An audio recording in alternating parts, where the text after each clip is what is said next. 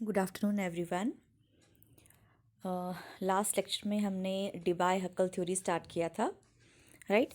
तो डिबाय-हक्कल थ्योरी में हमने स्टार्टिंग में अज्यूम कर लिया था कि हमारे पास एक डाइल्यूट सॉल्यूशन है, इलेक्ट्रोलिटिक सॉल्यूशन है जो कि डाइल्यूट है, वेरी मच डाइल्यूट है। और उसके बाद हमने उसका electric potential, then work done, ये सब चीज़ें हमने अज्यूम की। आफ्टर दैट हमने जो उसमें आयंस हैं, ठीक है, पॉजिटिवली चार्ज आयंस हैं और नेगेटिवली चार्ज आयंस हैं, उनको हमने डिनोट किया आपका n positive nought and n negative nought, ठीक है। अब आपको पता है कि they are large number of the ions present in the solution. तो मैंने आपको कहा था कि हम जहाँ पर लार्ज नंबर ऑफ पार्टिकल्स होते हैं, आइटम्स होती हैं, एटम्स होते हैं, मॉलिक्यूल्स होते हैं, तो उनका डिस्ट्रीब्यूशन अगर हमने बताना है, उनको उनकी अरेंजमेंट अगर हमें किस तरह से हम उनको अरेंज कर सकते हैं, नंबर ऑफ़ वेज हैं, तो जो आपका इफ़ेक्टिव डिस्ट्रीब्यूशन होता है, ठीक है, जो इफ़ेक्टिव प्रोबेबिलिटी है टू डिस्ट्रीब्यूट देम, वो हम according to Maxwell distribution law के अकॉर्डिंग करते हैं, ठीक है। तो डिस्ट्रीब्यूशन के लिए मैंने कहा था कि आपके पास फर्मी डायरेक्ट स्टैटिस्टिक्स भी है, बट ये टाइप्स ऑफ डिस्ट्रीब्यूशन के हिसाब से है। तो क्योंकि जो मैक्सवेल डिस्ट्रीब्यूशन लॉ हमने इसीलिए फॉलो किया क्योंकि उसने डिस्ट्रीब्यूशन बताया था डिस्टिंग्विशेबल पार्टिकल्स के लिए, ठीक है। If we have large number of particles and they are distinguishable, हम उनको डिस्टिंग्विश कर सकते हैं, राइट। तो उनका डिस्ट्रीब्यूशन उसने बताया था, उसकी प्रोबेबिलिटी उसने बताई थी। तो यहाँ पर हमारे पास डिस्टिंग्विश कर सकते हैं ना हम यहाँ पे कि कुछ आपके आयंस पॉजिटिव हैं एंड कुछ नेगेटिव हैं। इट मीन्स कि हम उनको डिस्टिंग्विश कर सकते हैं, राइट। तो इसीलिए हमने मैक्सवेल बोल्ट्जमैन डिस्ट्रीब्यूशन लॉ को यहाँ पर फॉलो किया। तो उसकी जो डेरिवेशन है कि आपके डिस्ट्रीब्यूशन पार्टिकल की जो हमने एक डराइव किया था रिलेशन, आपने ये फिजिक्स केमिस्ट्री दोनों में पहले किया होगा। और इनफैक्ट आप अभी जो आपका क्वांटम का पेपर है, जनरल पेपर है, उसमें आप ये सेकेंड यूनिट में दोबारा से पढ़ने वाले हो इसको। तो वहाँ से जाके आपको और ज़्यादा क्लियर हो जाएगा। तो वहाँ पर ये डेरिवेशन है। तो हम इस डेरिवेशन की जो आपका डिराइव होके जो इक्वेशन निकली है, उसको हम यहाँ पर यूज़ करने वाले हैं। ओके, तो हमने डिस्ट्रीब्यूशन देखना है यहाँ पर किस किस का।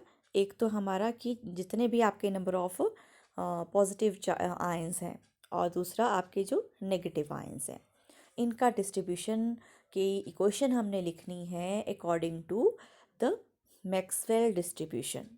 ओके, तो नेक्स्ट स्टार्ट करते हैं दिस वन। यहाँ पर हमने क्वेश्चन नंबर 1 और 2 इसको दे देनी है। तो यहाँ पर देखो एन पॉजिटिव के लिए जो हमने यहाँ पर लिखा, ठीक है, तो यहाँ पर है ये n positive nought then e raise to the power z plus epsilon psi upon k T. तो ये आपको याद रखनी पड़ेगी, बट जब आप सेकेंड यूनिट पढ़ लोगे जनरल पेपर का, तो आपको ये इक्वेशन इजीली फिर याद भी नहीं करनी पड़ेगी, क्योंकि आपको वहाँ से पता चल जाएगा कि डिस्ट्रीब्यूशन लॉ के अकॉर्डिंग उसकी इक्वेशन क्या रहती है। तो अभी आपने यही याद रखना है। यहाँ पर एन पॉजिटिव तो आपको पता ही है, ये हो गया आपका नंबर ऑफ कैटायंस, ठीक है। जेड पॉजिटिव है, इट मीन्स कि ये आपकी वैलेंसी है, जो आपकी गई पॉजिटिवली चार्ज आयंस हैं उनकी वैलेंसी है, ठीक है। एप्सिलॉन साई ये पोटेंशियल आपने पढ़ा ही है, और जो के टी है, ठीक है, ये टी कांस्टेंट आपको पता ही है, और के आपका यहाँ पर बोल्ट्जमैन कांस्टेंट है। ये दोनों बोथ आर कांस्टेंट टर्म्स। तो ये हो गया आपका डिस्ट्रीब्यूशन ऑफ और द पॉजिटिव आयंस। अब नेक्स्ट आपका जो नेक्स्ट लाइन इक्वेशन में जो लिखा गया है, ये हो गया आपका फॉर द नेगेटिव। अब यहाँ पर देखो, यहाँ पर मैंने लिखा है एन नेगेटिव नॉट, आगे है ई रेज टू द पावर, यहाँ पर साइन प्लस ही है, तो ये एप्सिलॉन, क्योंकि यहाँ पर हम नेगेटिवली चार्ज के लिए कर रहे हैं, तो Z negative epsilon psi upon k T. तो ये प्लस इसीलिए हो गया है क्योंकि इसको अगर मैं आपको नीचे देखो मैंने और करके यहाँ पे भी लिखा हुआ है यहाँ पे। तो इधर e raise to power minus of minus z minus है एप्सिलॉन साई, तो इसलिए ये माइनस माइनस प्लस हो गया है। तो कहीं कहीं पे किसी बुक में ये प्लस साइन से ही लिया है, ठीक है, और कहीं पे ये माइनस दोबारा 2 बार माइनस करके लिखा हुआ है ये, ठीक है। तो इसका रीज़न मैंने यहाँ पर भी दिया है आपको इधर, यहाँ पे, ठीक है, कि n positive is equal to e raise to power minus of जो x की वैल्यू होगी e रेज़ टू पावर, तो ये x की वैल्यू आपकी z पॉजिटिव एप्सिलॉन साई है, तो यहाँ पर माइनस ऑफ x लिखा है, और n नेगेटिव के लिए e raise to power minus of minus x लिखा है। तो इसीलिए ही इसी रीज़न की वजह से ही मैंने कहा इसको हम इन दोनों तरीक़ों से लिख सकते हैं। किसी बुक में ये बाद में प्लस किया है, किसी बुक में ये पहले से ही प्लस कर दिया गया है। ठीक है, तो ये हमने डिस्ट्रीब्यूशन प्रेजेंट कर दिया आपका कैटायंस का भी और एनायंस का भी। ठीक है, तो ये आ गई आपकी question number 1 and 2। Now it is assumed that there are on average more negative ions than positive ions in the vicinity of the positive ion and vice versa। तो क्या मतलब हुआ इसका, कि हमने कहा था स्टार्टिंग में हमने एज्यूम किया था कि यहाँ पर जो भी आपका अगर एक कोई पॉजिटिव चार्ज है, ठीक है, कोई आपके पास पॉजिटिव चार्ज है, तो इट मीन्स कि उसके अराउंड क्या होता है, नेगेटिव चार्ज से वो घिरा रहता है। ठीक है, उसमें आयनिक एटमॉस्फेयर का नाम हमने दिया था उसको, अभी आप स्टार्टिंग में हमने जो लास्ट लेक्चर में पढ़ा था। तो इसका मतलब है कि अगर कोई नेगेटिव आयन है तो उसके अराउंड बहुत सारे, ठीक है, बहुत सारे पॉजिटिव आयन होंगे, और अगर पॉजिटिव आयन सेंटर में है तो उसके अराउंड आपके एक्सेस ऑफ नेगेटिव आयंस होंगे। तो इट मीन्स कि जो आयनोस्फीयर होंगे उनके पर्टिकुलर कहीं पे जब हम एक आयनोस्फीयर की बात करेंगे तो इट मीन्स कि कहीं पे आपके एक्सेस ऑफ पॉजिटिव आयन होंगे और कहीं पे एक्सेस ऑफ नेगेटिव आयन होंगे। तो अगर हम डेंसिटी की बात करें, ठीक है, डेंसिटी के लिए हमें वही लेना पड़ेगा आपके कि कितने आपके नंबर ऑफ़ जो पॉजिटिव आयंस और नेगेटिव आयंस हैं। तो इस डेंसिटी को निकालने के लिए यहाँ पर देखो मैंने नीचे लिखा हुआ है, the density of electricity rho e at any point may be taken equal to the excess of positive or negative electricity per unit volume at that point। ठीक है, पर यूनिट वॉल्यूम वहाँ पर कितने आपके एक्सेस ऑफ पॉजिटिव हैं या access of negative हैं। तो जो आपकी ये जो डेंसिटी है, तो यहाँ पर इस इक्वेशन में देखो पहले पॉजिटिव में से माइनस साइन माइनस किया है नेगेटिव को। ठीक है, ये एक ही लिया है हमने। तो आप मैंने कहा कि कहीं पर कोई एक पॉइंट अगर हम अज्यूम करते हैं, ठीक है, कोई एक पॉइंट अज्यूम करते हैं और वहाँ पर यूनिट वॉल्यूम के हिसाब से अगर हम डेंसिटी निकालना चाहते हैं, तो इट मीन्स कि जो एक्सेस ऑफ पॉजिटिव होंगे कहीं एक्सेस ऑफ नेगेटिव होंगे। तो यहाँ पर इट मीन्स यहाँ पर जो हमने कंसीडर किया है, इट मीन्स यहाँ पर होगी क्वेश्चन नंबर 3 जो डिनोट कर रही है, इट मीन्स यहाँ पर पॉजिटिव से नेगेटिव को माइनस किया है, इट मीन्स कि there are excess of positive ion. और सिमिलरली हम वैसे ही दूसरी क्वेश्चन भी लिख सकते हैं। ये ऐसा नहीं है कि आप बोलोगे कि यहाँ पर ऐसा ही क्यों किया कि यहाँ पर पॉजिटिव में से नेगेटिव की, यहाँ पर हम excess of positive ion show कर रहे हैं और उसको माइनस कर रहे हैं नेगेटिव आयन में से।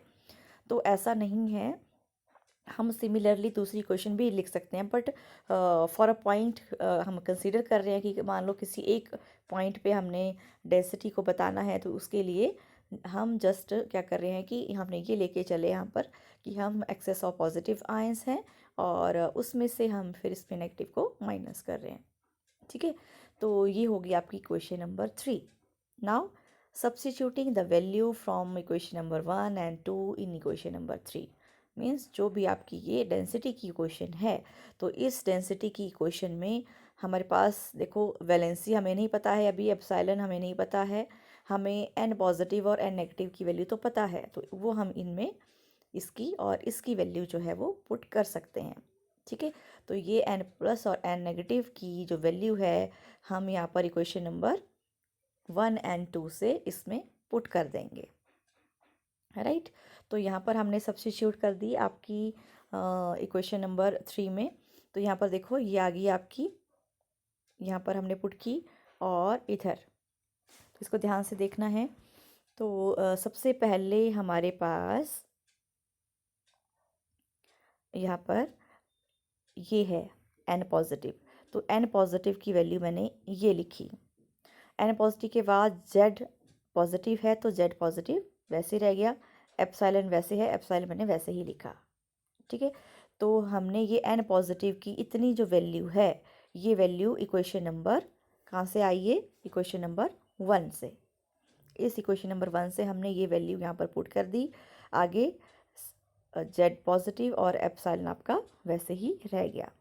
अब है ये आगे, अब माइनस साइन है, आगे माइनस साइन लगाया इधर, उसके बाद नेक्स्ट है एन नेगेटिव। तो एन नेगेटिव की वैल्यू देखो यहाँ पर, ये वाली हमारी एन नेगेटिव की वैल्यू यहाँ से हमने यहाँ पुट कर दी है।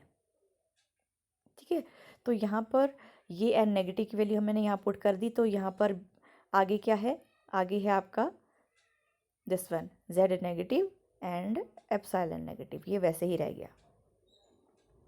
यहाँ तक क्लियर हो गया। हमने इस इक्वेशन में हमने एन पॉजिटिव और एन नेगेटिव की value from equation number 1 and 2 से पुट कर दी, और बाकी आपके एप्सिलॉन और जो जेड है वैलेंसी है उसको हमने वैसे ही रहने दिया। तो ये आ गई आपकी इक्वेशन नंबर 4। ठीक है, तो इक्वेशन नंबर 4 तक क्लियर हो गया है। यहाँ पर तक हमने निकाल दी। अब इसके आगे हमने, अब यहाँ तक की वैल्यू, ये वाली वैल्यूज़ तो आपकी पुट कर दी हमने। हमारे पास अब ये वाला रह गया है कि इनकी वैल्यूज़ हमने पुट नहीं की है। ठीक है, तो वैलेंसी हमें जो भी हमने इलेक्ट्रोलिटिक सॉल्यूशन आपका अज्यूम किया है, यहाँ पर हम उसका पोटेंशियल, आपको पता है एप्सिलॉन इज आपका, सॉरी, वैलेंसी जेड पॉजिटिव और जेड नेगेटिव जो है वो आपकी वैलेंसीज हैं, राइट। तो यहाँ पर हम इनकी वैलेंसीज को पुट करेंगे कि आपकी वैलेंसी कितनी है जो भी आपने इलेक्ट्रोलिटिक सॉल्यूशन लिया है। तो नेक्स्ट हम इसमें करेंगे